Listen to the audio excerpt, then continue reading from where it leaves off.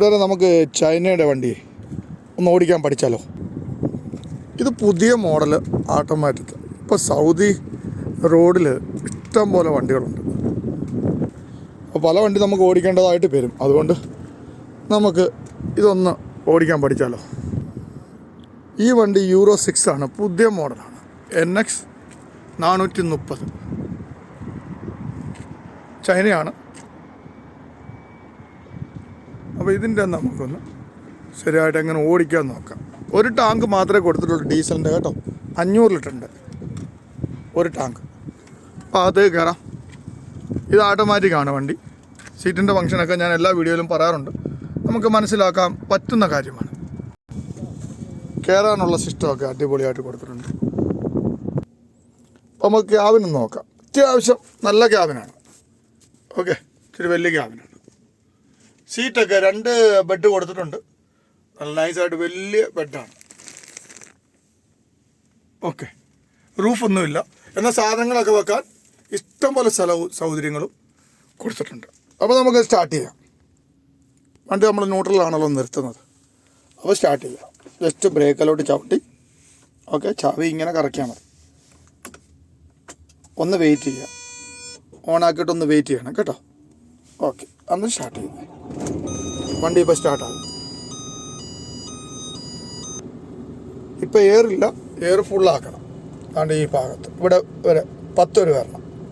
Okay, ഇവിടെ RPM. Okay, ഇത് പിന്നെ ടെമ്പറേച്ചർ. പിന്നെ ഇവിടെ ബാറ്ററിയുടെ ഇതും ടെമ്പറേച്ചറുണ്ട്.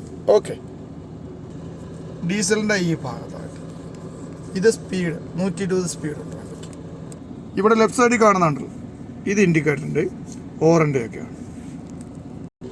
അടിഭാഗത്ത് ഇത് ലൈറ്റിൻ്റെ ഹെഡ്ലൈറ്റ്. പവർ വിൻഡോ കൊടുത്തിട്ടുണ്ട്.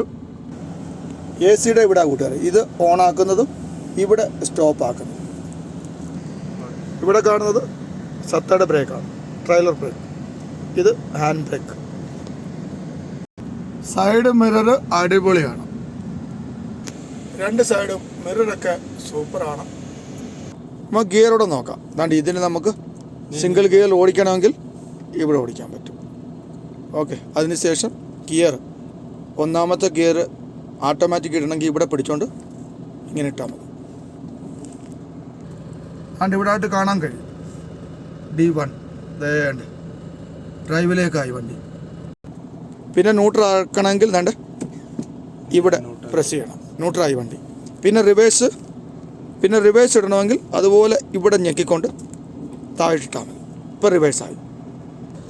വേണ്ട ഇവിടെ റിവേഴ്സിൻ്റെ സിസ്റ്റം വന്നു. പിന്നെ ന്യൂട്രൽ ആക്കണമെങ്കിൽ ഇവിടെ ഞെക്കിയാൽ വണ്ടി ന്യൂട്രലായി. അപ്പോൾ ഏത് ഗിയർ ഇടണേലും ഇവിടെ ഞെക്കുക, മുന്നോട്ടിട്ടാൽ ഡിയിലേക്ക് പോകും. ഇവിടെ ഞെക്കി ന്യൂട്രലാക്കി, പിന്നെ ഇവിടെ ഞെക്കി ഇങ്ങോട്ടിട്ടാൽ റിവേഴ്സിലേക്കും പോകും. ഇത്രയുള്ള സിസ്റ്റം. 2023 മോഡലാണ് കേട്ടോ.